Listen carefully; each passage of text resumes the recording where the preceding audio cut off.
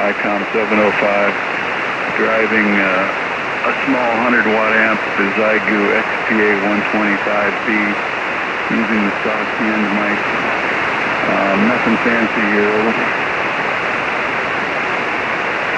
over. Roger, what's the name there, please? Yeah, this is Dick, Delta Indy Charlie Kilo in Culpeper, Virginia.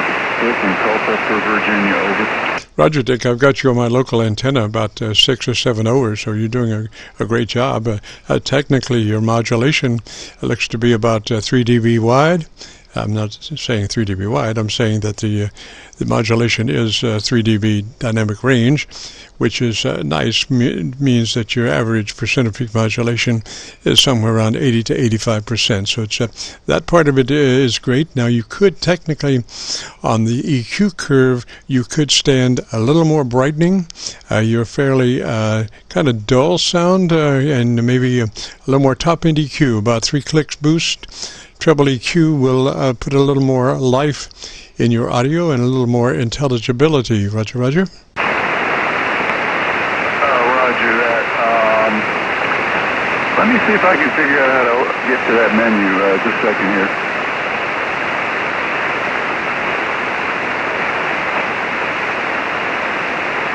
Roger, Roger. This is KC9VKV, the Friday afternoon Qso-Vlog net. We're talking to Dick, Nancy Adam 3 Papa, who's running a 705 in Virginia, and he's looking for his EQ page to be able to crank in a little more treble EQ. Okay, right now I'm at the maximum treble +5. I can't go any further, and I think he may have advised me on that last time we talked, over. Oh, Roger. Check your bandpass. Are you running a 2900 bandpass, 100 to 2900 bandpass? I'm running 200 to 2900 right now. Over. Oh, you do have, but you are running 2900. That's a Roger? That is a Roger. Over. Yeah, usually because when you start... when you start shaving off the bottom, you also start shaving off the top. Do you have a 100 to 2900?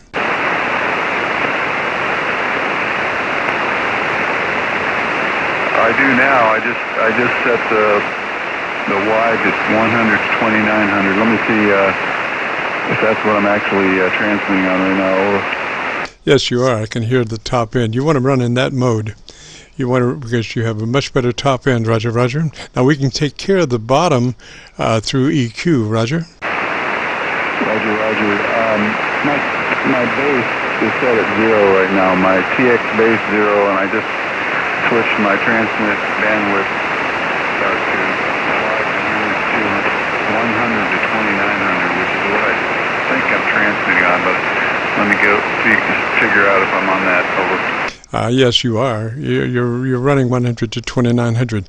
Now, let's leave it at that bandpass, but on your EQ, let's take care of that bottom end.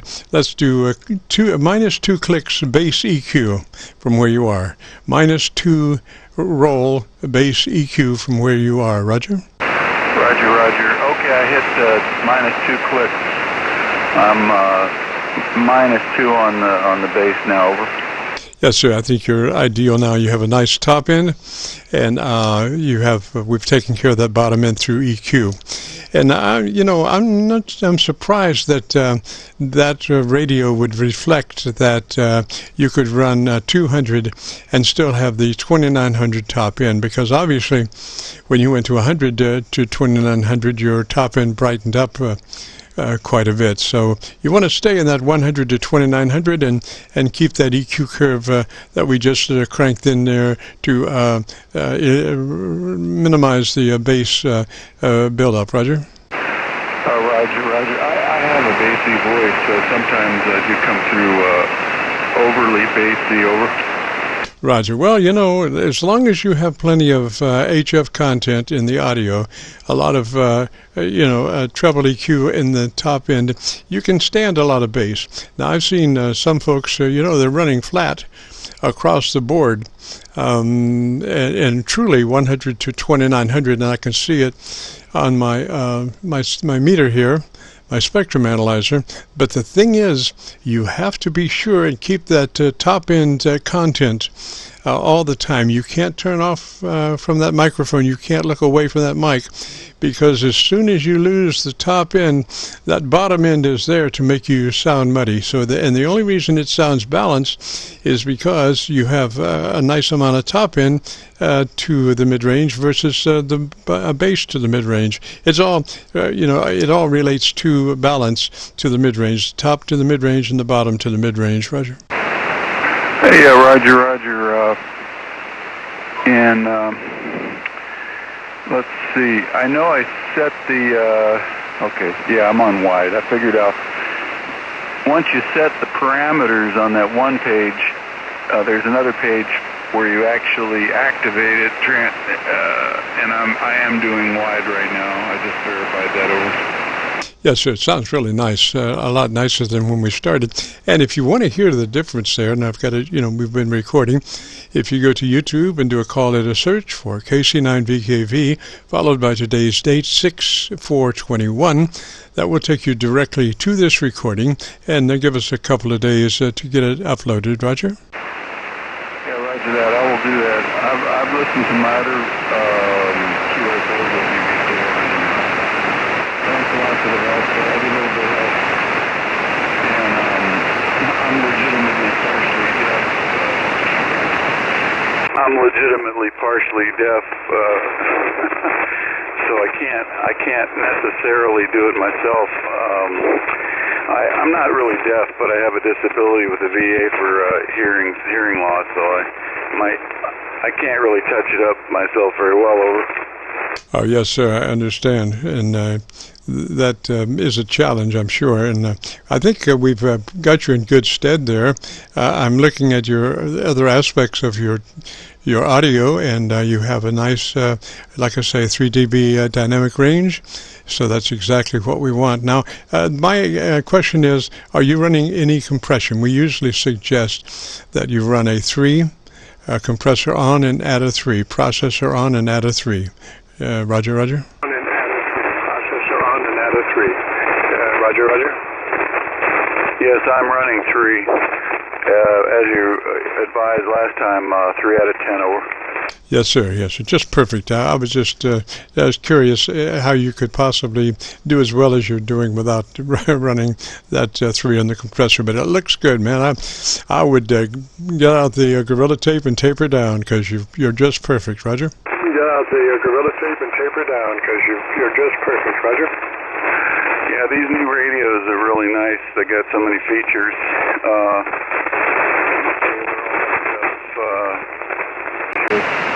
But anyway, a couple clips, not like here in this, not like the old radios. But anyway, well, thanks a lot.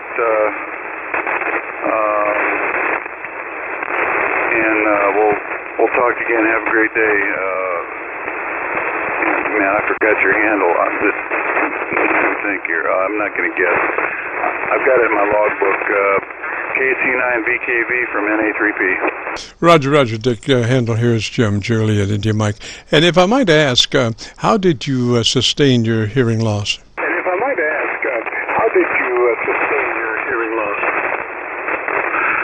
It's really hard to say, but I was around jet noise for a long time. I was an F4 backseater, F4 Phantom fighter bombers around the flight line.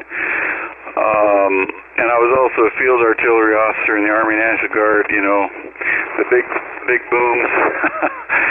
And probably some of it was done by myself, my hunting hobbies over the years. It's probably mainly jet noise. Over.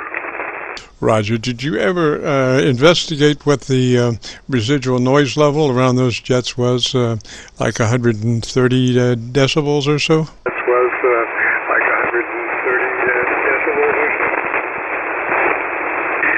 It one time I actually did a study on it myself with some dB transducers, and I was testing how much noise was coming inside my ear cups of my helmet versus, because I suspected I was losing some hearing while I was in the military, and I did my own study on it, and at that time I determined that I was getting too much noise even with my helmet on, but I can't remember the number now. Over. Yes, sir. Well, you might look around for a class action suit, sir, because there's a lot of, as I understand it, there was a lot of equipment that was designed for noise suppression, military noise suppression, and it did not work. So people were subjected to extremely high noise levels, even though they were wearing the protective gear because of the malfunctions. Roger.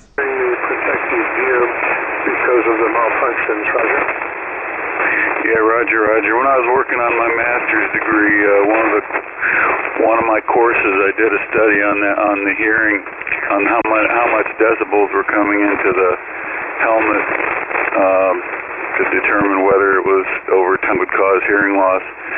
And I determined it did actually during my study, but apparently there wasn't a whole lot of studies done on that subject. Anyway, that was when I was taking a class with, I'm trying to think what the class was. Human engineering, I think it was called. Human engineering, part of the systems management master's program at USC. Over.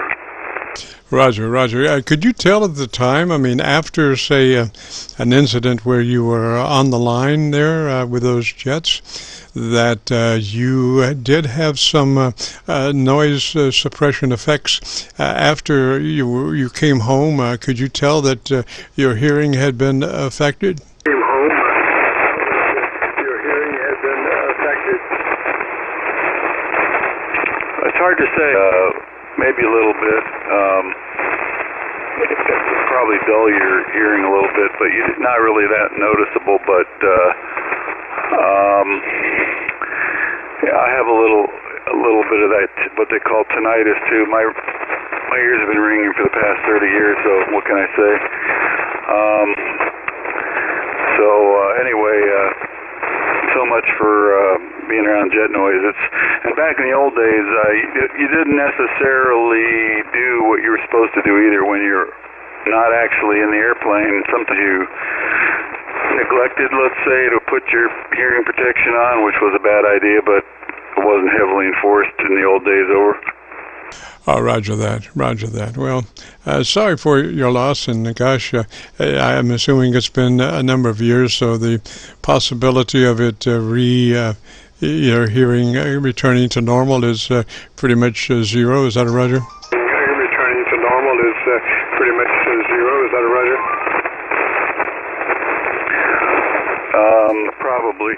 Well, just recently I was diagnosed with official hearing loss, although I knew I was losing some.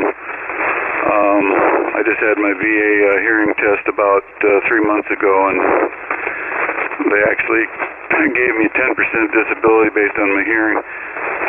But yeah, I just got to be careful now. I got to make sure, when I'm out mowing the grass or doing stuff like that, I got to put my earmuffs on and don't want to do any more damage. Over. Roger. Now, how would a normal hearing aid, would that help boost the audio level up some? Hearing aid, would that help boost the audio level up some? Yes. They have hearing aids now that actually can be custom tailored to the range of the frequency that you've lost, and it would definitely help pick up some of the ranges that you've lost. Over.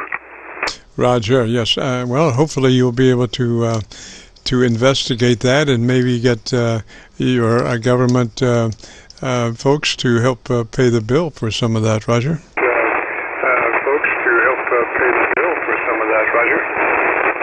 Yeah, they actually will do that.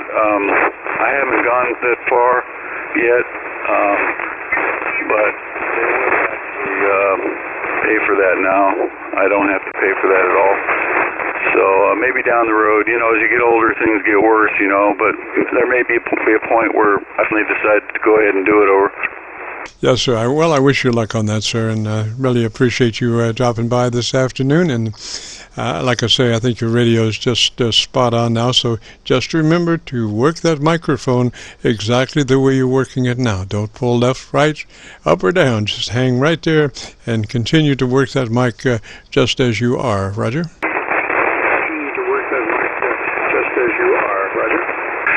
Roger. Well, I'm doing exactly what you told me last time, talking across the microphone, not directly into it. And I've got windscreens on my other mics like you advised, so we're doing pretty good over here, over. Oh, yeah, sounds just beautiful. Sounds just beautiful, Dick. Well, 73, sir, and you have a great afternoon, a beautiful weekend, Roger. Well, 73, sir, have a great afternoon, beautiful weekend, Roger.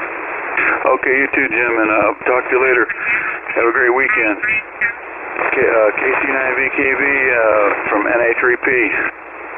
Roger. This is the Friday afternoon Qso-Vlog net.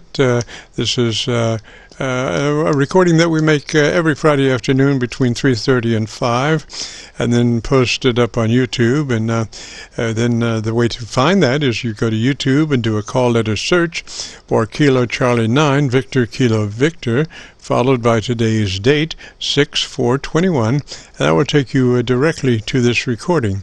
Now, if you just did a KC9VKV search on YouTube, that would take you to our Qso-Vlog page, where right now we're featuring over 1,650 some odd Qso-Vlog recordings. This is KC9VKV. If you have a radio you want to check out, give me a shout.